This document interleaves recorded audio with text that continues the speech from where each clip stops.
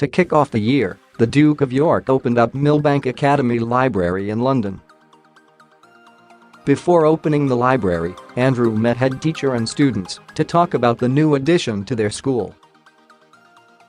By the end of the month, the world would find out that Princess Eugenie would wed her longtime boyfriend, Jack Brooksbank.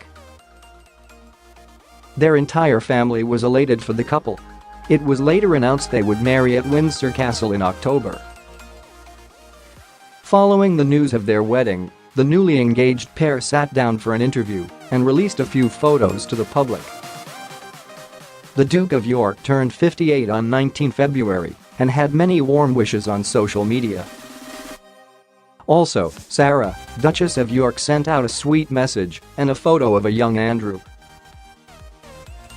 Fergie took some time to visit a refugee camp in Bangladesh, where her team delivered life-saving treatments.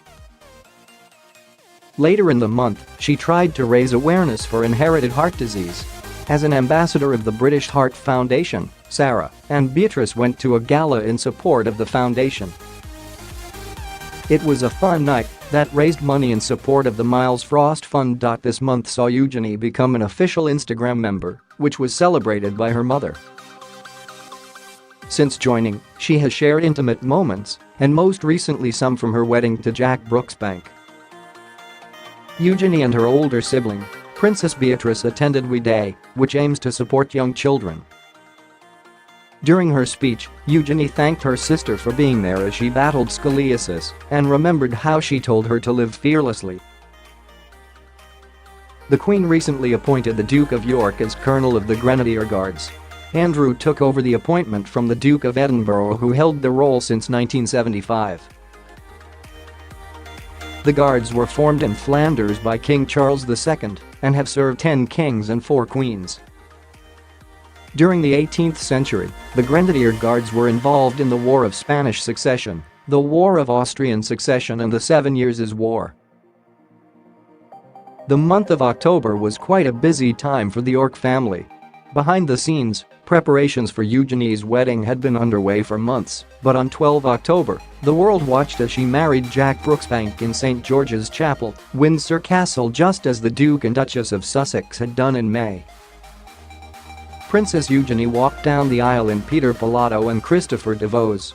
For this wedding dress, Eugenie asked that it have a low back, which showed off her scar from her scoliosis surgery at age 12. Photos would later be released showing the bride in a beautifully cut Zac Posen dress worn for the couple's reception. One fabulous moment that demonstrated how close Beatrice and Eugenie are came when Princess Beatrice read a passage from F. Scott Fitzgerald's The Great Gatsby. In the months leading up to the wedding, Fergie became more prominent in the royal circle, but her debut at her daughter's wedding was beyond spectacular. It was great to see her back in action. The Duke of York always maintains a busy schedule, and December was no exception. Prince Andrew started off the month in Ho Chi Minh, where he strengthened bilateral ties between Vietnam and the United Kingdom. This trip was a significant milestone, since it's the 45th anniversary of their diplomatic ties. Later in the month, Andrew had an engagement with the Queen at the Lincoln Inn, where they both signed the Golden Book. The significance of this book dates back to Charles II and has been signed by every royal visitor since then. As an ambassador of We Are Project Zero, Princess Eugenie attended an event this month that aimed to bring awareness to the use of plastic and its effects on marine life. She looked gorgeous as she stood in front of a float with the hashtag #NumberPassInPlastic. Princess Eugenie also had a first this holiday season when she and husband Jack Brooksbank spent their first Christmas together at Sandringham with the Queen. Every year both Princesses Eugenie and Beatrice spend Christmas Day with their father's side of the family. Their mother, Sarah, Duchess of York, recently commented on how being without her daughters on Christmas brings her joy, as she knows that the Queen adores spending time with them.